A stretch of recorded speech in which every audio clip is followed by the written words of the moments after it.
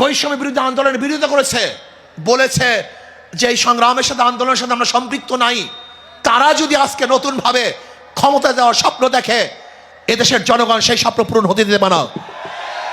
অন্তর্বর্তী সরকার কিছু সংস্কার করতেছে, তার মধ্যে রাষ্ট্র সংস্কার।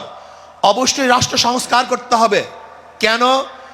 আপনারা জানেন ফ্যাসিস্ট সরকার, রাষ্ট্রের এমন কোনো বিভাগ নেই যে বিভাগকে ধ্বংস করে নেই, সমস্ত বিভাগকে ধ্বংস করে ফেলেছে।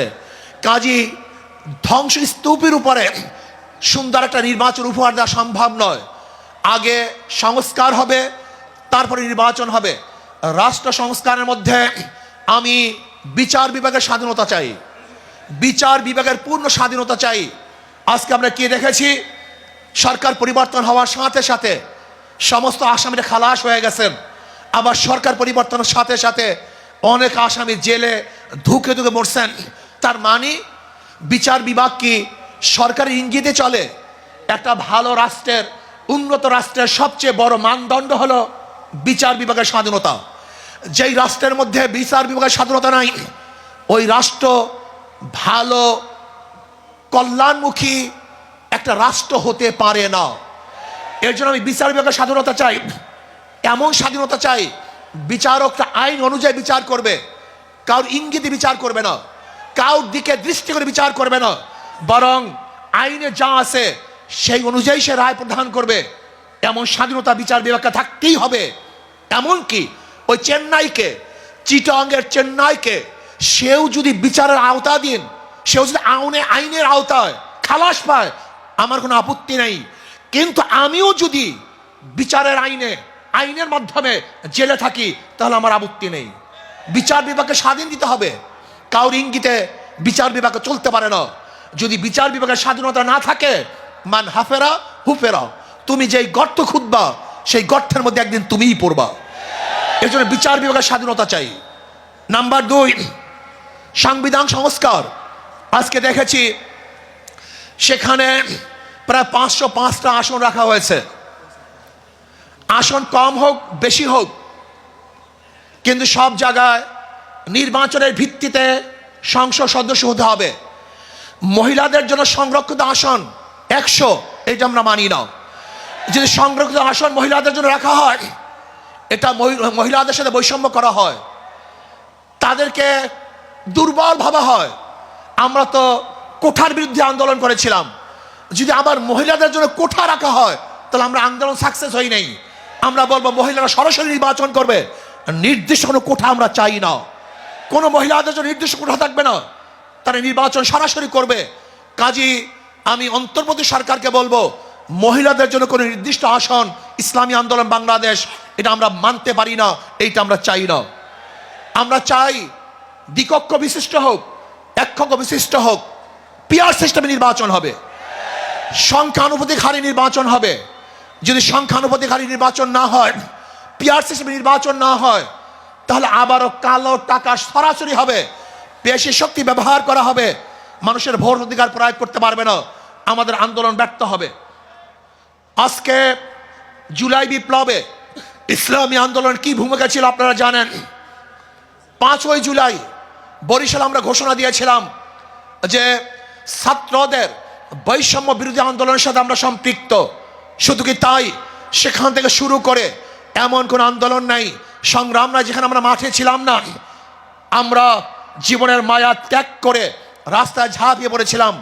আমি বিশ্বাস করি ইসলামী আন্দোলন বাংলাদেশ যেইভাবে দলীয় ব্যানারে বৈষম্য বিরোধী আন্দোলন অংশগ্রহণ করেছে, বাংলাদেশের অন্য কোনো সংগঠন দলীয় ব্যানারে এই আন্দোলনে সম্পৃক্ত ছিল না।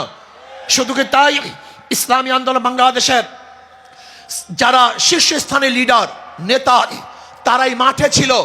কিন্তু যারা বৈষম্য বিরোধী আন্দোলনের বিরোধিতা করেছে, বলেছে যে এই সংগ্রামের সাথে আন্দোলনের সাথে আমরা সম্পৃক্ত নাই, তারা যদি আজকে নতুনভাবে ক্ষমতা দেওয়ার স্বপ্ন দেখে, এদেশের জনগণ সেই স্বপ্ন পূরণ হতে দেবে না। সংস্কারের পরেই নির্বাচন হবে। আজকে সংস্কার করতে যারা বাধা সৃষ্টি করেছেন, আমি বলবো দীর্ঘ 16 বছর কোথায় ছিলেন? রাগ ডাক ছেড়েই বলবো, বিএনপি আপনারা কোথায় ছিলেন? প্রতিবার ঈদের কথা বলেছেন, ঈদের পরে আমরা আন্দোলন করব, ঈদের পরে সংগ্রাম করব, ঈদের পরে সেইটা করব। হাজার ঈদ চলে গেছে, আপনারা আন্দোলন করতে পারেন নাই। কিন্তু ছাত্র জনতা আজকে আন্দোলনের ভিত্তিতে যে অর্জন করেছে, সেই অর্জনকে ধ্বংস করার চক্রান্ত করতেছেন। যেই বৈষম্যের বিরুদ্ধে আন্দোলন করেছিলাম, চাঁদার বিরুদ্ধে আন্দোলন করেছিলাম, দুর্নীতির বিরুদ্ধে আন্দোলন করেছিলাম, ধর্ষণের বিরুদ্ধে আন্দোলন করেছিলাম, অবৈধ হত্যার বিরুদ্ধে আন্দোলন করেছিলাম, মানুষের স্বাধীনতার জন্য আন্দোলন করেছিলাম, মানুষের মুক্তির জন্য আন্দোলন করেছিলাম। কিন্তু আমরা কি দেখলাম? 5ই আগস্টের পরে আবারও চাঁদাবাজি, আবারও দখলদারি, আবারও দুর্নীতি। না, বাংলাদেশের মানুষ এই চাঁদাবাজি আর দেখতে চায় না, দুর্নীতি আর দেখতে চায় না। যারা 53 বছর পর্যন্ত বাংলাদেশকে 5 বার দুর্নীতি চ্যাম্পিয়ন করেছে, ওই সমস্ত দলকে বাংলাদেশের জনগণ আর ক্ষমতা দেখতে চায় না। বাংলাদেশের জনগণ কি ক্ষমতায় দেখতে চায়? ইসলামকে ক্ষমতায় দেখতে চায়। বাংলাদেশের জনগণ ইসলামী আদর্শের মানুষকে ক্ষমতায় দেখতে চায়। যারা খাঁটি ইসলাম, মদিনার ইসলাম নিয়ে সামনে অগ্রসর হবে, বাংলাদেশের মানুষ তাদেরকে গ্রহণ করবে। মদিনার ইসলামের বাহিরে কোন নব ইসলামকে বাংলাদেশের মানুষ গ্রহণ করবে না ইনশাআল্লাহ।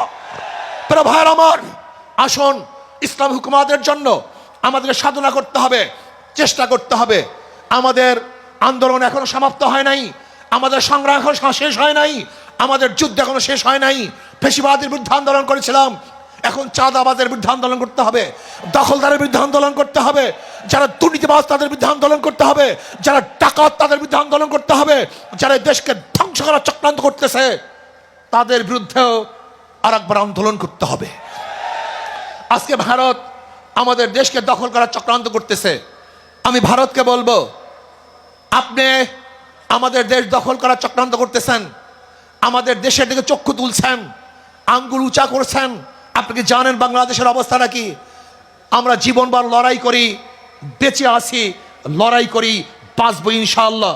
আমরা জীবনভর লড়াই করেছি, আরো লড়াই করব, লড়াই করতেই থাকবো। যতদিন পর্যন্ত ইসলামী হুকুমত না কায়েম হবে ততদিন পর্যন্ত ইনশাআল্লাহ মাঠে থাকবো, ময়দানে থাকবো। প্রিয় ভাইয়ের আমার, আগামী নির্বাচন আসতেছে, নহে সমাপ্ত কর্মমদের, অবকাশ কোথায় বিশ্রামের। আজকের থেকেই আমাদের কাজ শুরু হবে। মাঠে ময়দানে প্রত্যেকটা দাঁড়ে দাঁড়ে ঘরে ঘরে গিয়ে মানুষকে ইসলামের কথা বোঝাতে হবে, ভোট আদায় করতে হবে, ইসলামের পক্ষে আমরা ভোট নিয়ে আসবো।